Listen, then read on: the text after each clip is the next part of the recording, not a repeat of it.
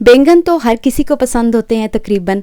इसको तरह तरह से बनाते हैं, बैंगन का भरता बनाते हैं, दही में बनाते हैं, आलू बैंगन बनाते हैं। लेकिन ये जो रेसिपी आज मैं आपके साथ शेयर करने वाली हूँ, मुझे उम्मीद है ये सबसे ज़्यादा आपको पसंद आएगी और आप इसे ज़रूर बनाएंगे। अस्सलाम वालेकुम, मैं हूं Maha. Welcome to Sammy foods.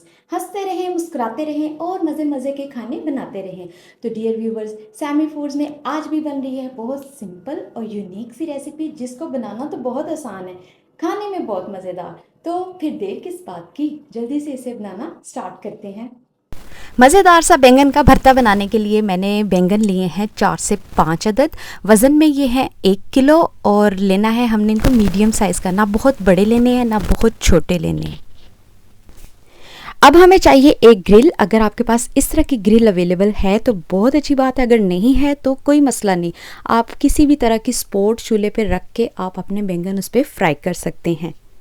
Grill को सिंपली हमने चूल्हे के ऊपर रख देना है और इसको ओपन करके ये एक बैंगन मैंने ले लिया है। इसके ऊपर मैंने सिंपल कुकिंग ऑयल के साथ मैं ग्रीस कर रही हूँ। आप सरसों के तेल से इसे ग्रीस कर सकते हैं, कोई भी ऑयल लेके आप इसको अच्छे से ग्रीस करके आपने इसको ग्रिल के ऊपर, चूल्हे के ऊपर रख देना है। ब्रश की मदद से करना चाहते हैं तो आपकी अपनी मर्ज़ी है। मैं हाथों के साथ ज़्यादा कंफर्टेबल हूँ तो मैंने हाथ से ही इसको ग्रीस करके सारे बैंगन ग्रिल के ऊपर रख दिए हैं।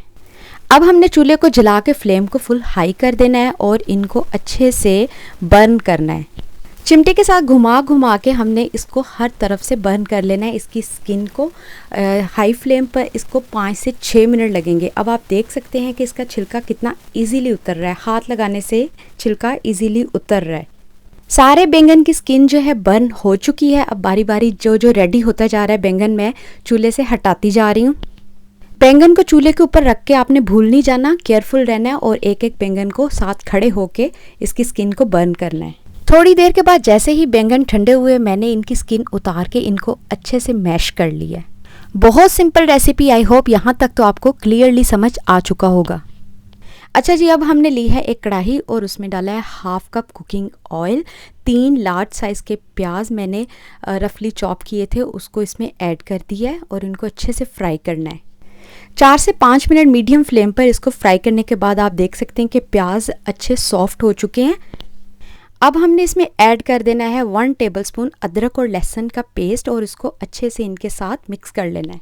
2 से 3 मिनट अच्छे से भून लेने के बाद जैसे ही कच्चेपन की थोड़ी स्मेल ख़त्म होती है तो हमने इसमें ऐड करने हैं 3 टमाटर। इनका मैंने पेस्ट बना लिया था, वो इसमें ऐड कर देना है। बैंगन के भरते में टमाटरों का फ्लेवर बहुत बहुत बहुत औसम लगता है, बहुत मज़ेदार और जूसी सा टेस्ट इसका बनता है, खट्टा खट्टा सा, बड़ा मज़ा आता है। अब मैंने शामिल किया इसमें 1/2 टीस्पून नमक, 1/2 टीस्पून लाल मिर्च, 1/2 टीस्पून हल्दी पाउडर और 1 टीस्पून मैंने इसमें धनिया पाउडर ऐड किया, 1/2 टीस्पून चिली फ्लेक्स, 1/2 टीस्पून ज़ीरा पाउडर, 1/2 टीस्पून ही गरम मसाला मैंने इसमें ऐड करके इसको अच्छे से भून लिया है।